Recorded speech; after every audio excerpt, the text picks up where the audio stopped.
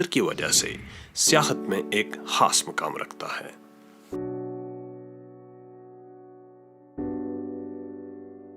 اس جنت ارضی میں بہتی ندیاں، اونچے پہاڑ، برفانی چوٹیاں، پتھریلے بنجر پہاڑی سلسلے اور گلیشیئر سمیت ہر طرح کے جغرافیائی نظارے دیکھنے کو ملتے ہیں۔ اس خطے کی خوبصورت وادیوں میں ہنزا نگر اور نلدر کی وادیاں اپنی دلکشی کی وجہ سے پوری دنیا میں جانی جاتی ہیں۔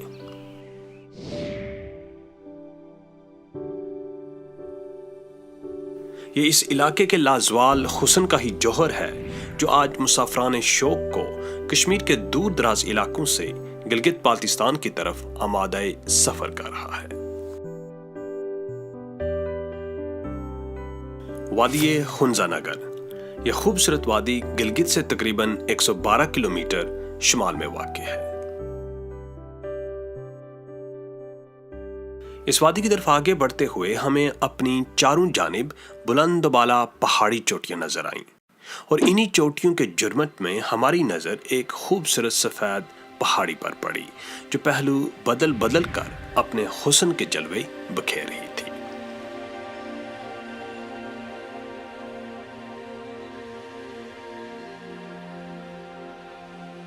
یہ اسی کے حسن کا سحر تھا کہ راستے کی تکلیف کی پرواہ کیے بغیر بے ساز و سماں ہم اس حسن کی دیوی کی طرف پیدل چل پڑے۔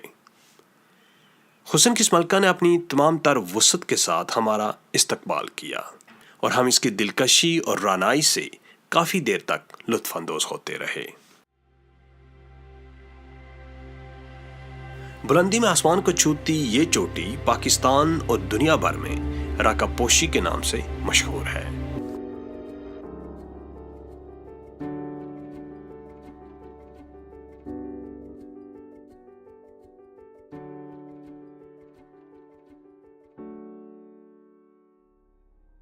پہاڑوں کی شہزادی کے دامن میں کچھ وقت گزارنے کے بعد ہم نے اس کا حسن کیمرے کی آنکھ میں سمویا اور اگلی منزل کی طرف چل نکلے۔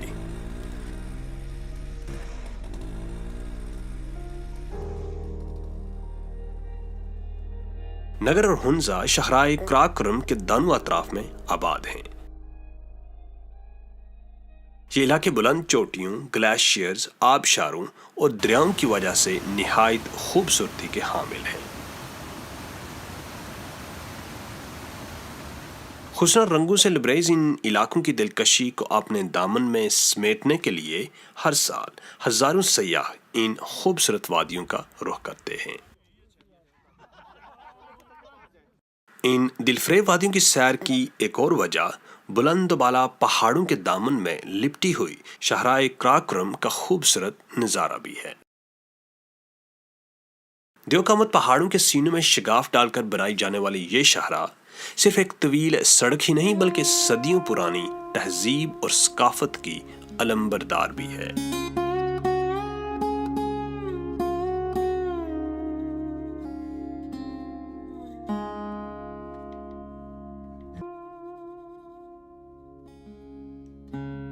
یہ شاہراہ مغربی دنیا میں سلک روڈ کے نام سے پہچانے جانے والے اسی قدیم راستے پر تعمیر کی گئی ہے جو چین سے آنے والے تاجر اختیار کیا کرتے تھے۔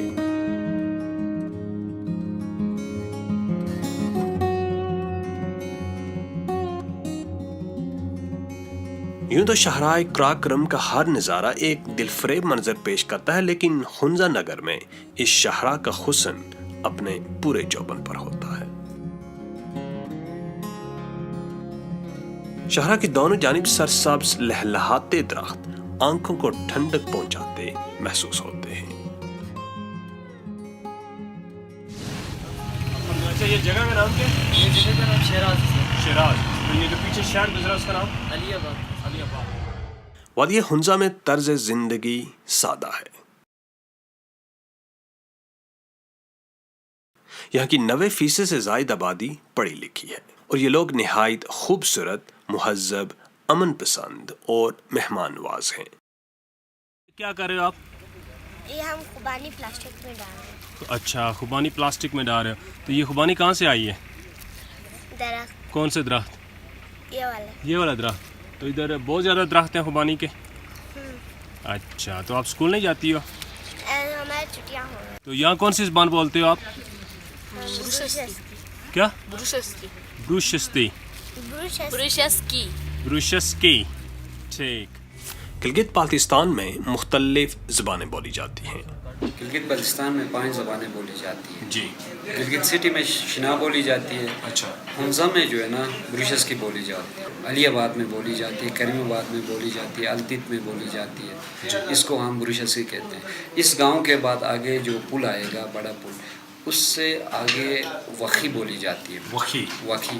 اچھا. تاجکستان سے جو آئے تھے وہ تاجک بولتے ہیں. جی. تاجکستان سے آ کے ادھر سیٹل ہوئے تھے، اس کو بولتے ہیں تاجک. ان کا زبان کا نام ہے وخی. اچھا. ٹھیک ہے، وخی بولی جاتی ہے. آگے خنجر اب ٹوک تک. ہنزا میں خوبانی، چیری، اخروٹ اور سیب کے درخت بکثرت نظر آتے ہیں.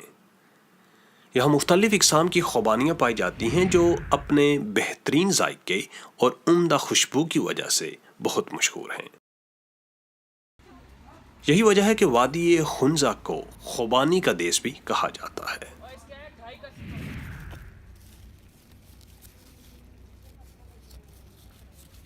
یہاں سب لوکل چیزیں. اچھا. لوکل چیزیں سب میوہ والا. اچھا، یہ جتنی چیزیں لوکل ہیں سارا لوکل ہے. خوبانی، آلو، اچھا اخروٹ، بادام. اچھا. ناشپاتی بھی ہوتا ہے. اس وادی حیرت کے حسن کی جھلک صرف بہار کے موسم میں ہی نہیں بلکہ موسم خزاں میں لال، پیلے، سبز اور سنہری رنگوں کی برسات کی شکل میں بھی دیکھی جا سکتی ہے.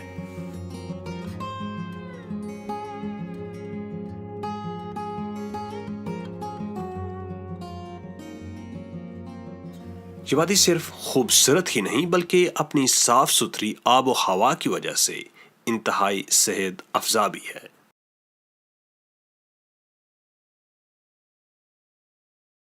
اس وادی کی خوبصورتی اپنے اندر ایک سحر انگیز قوت رکھتی ہے جو مسافران شوق کو دنیا کے دور دراز علاقوں سے اپنی طرف کھینچ لاتی ہے.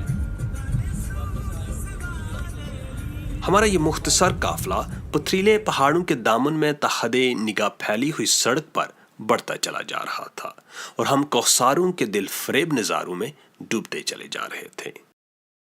ابھی ہم جا رہے ہیں عطا آباد لیک. ایکچولی ہمارا ارادہ تھا خنجراب پاس جانے کا لیکن ٹائم نہیں رہا کیونکہ ہم نے رکھا پوشی کو سر کرنے کی ناکام کوشش کی تو وہاں کافی ٹائم ہم نے ویسٹ کیا. اس لیے خنجراب پاس کا جو پلان تھا آج کا کینسل ہو گیا. تو آج ہم عطا آباد لیک دیکھ کر واپس یہاں کریم آباد سٹے کریں گے اور کل صبح خنجراب پاس جائیں گے. تو جس روڈ پہ ہم نے سفر کیا یہ اسے اولڈ سلک روڈ کہا جاتا ہے اور آج کل اسے کراکرم ہائی وے کہتے ہیں. چلتے چلتے ہماری گاڑی ایک غار نما اندھیری سرنگ میں داخل ہو گئی.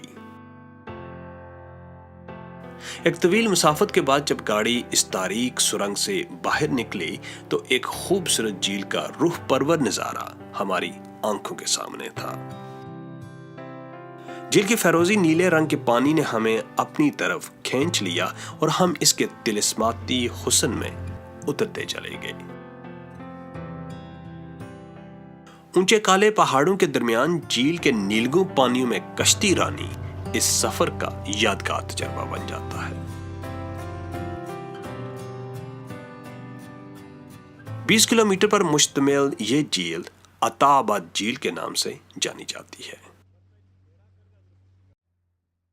2010 سے پہلے عطا آباد جھیل کی جگہ ایک گاؤں آباد تھا لیکن سال 2010 کے ایک بدقسمت لمحے نے ایک ایسی لینڈ سلائیڈنگ دیکھی جس کے باعث تقریباً 4 ماہ تک دریائے ہنزا کا بہاؤ رکا رہا اور اس گاؤں میں زندگی کی حرارت 109 میٹر پانی کے نیچے دبکا رہ گئی.